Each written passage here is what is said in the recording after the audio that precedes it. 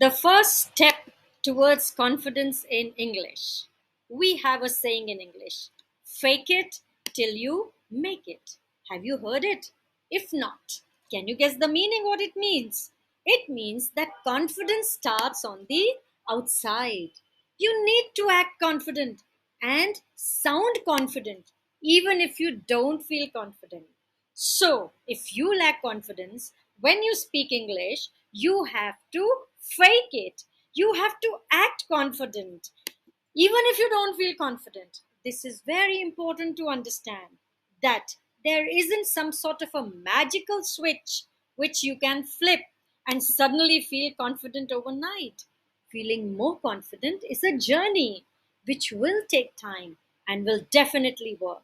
Remember, to improve your English confidence, you need to accept that you might not feel confident right away.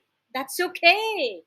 The first step towards confidence in your spoken English is on the outside.